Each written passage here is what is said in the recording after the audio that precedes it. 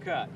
1, 2, 3. Cut. All right. And with that, the new Marion County Highway 41 bridge ends one era and begins another. This is going to be a big part of this county to help grow it in the future.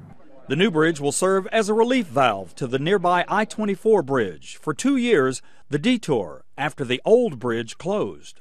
You know, it's kind of sad to know that that bridge cannot be saved at this point in time, but I do want to recognize who's going to argue with me about saving the bridge as well.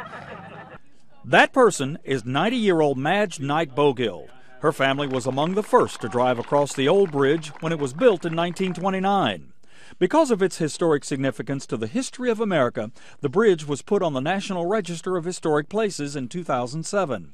Because the bridge contributed to the livelihood of a bygone era before the interstates, she has campaigned for many years to preserve this historic steel structure. And I understand it's on the National Register of Historic Places, so I don't understand why we can't save it. That's the question we had for the state of Tennessee. If this bridge is on the National Register of Historic Places, a site dedicated to preserving historical sites, how can you tear it down? Well, you're allowed to do that, actually. It's the cost of maintaining the bridge that TDOT Commissioner John Schroer says makes it cost prohibitive.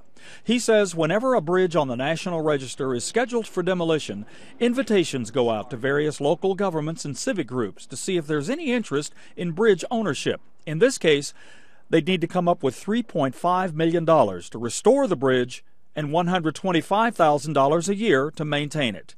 In this case, there was no interest. That fact for Madge Bogild, who TDOT selected to take the first trip across the new bridge, is sadder than the bridge's closing. What's going through your mind right now? Goodbye, old. Calvin, you're making me say it, and I love that bridge. There's the K right there. Look at that bridge, the big K in it right there.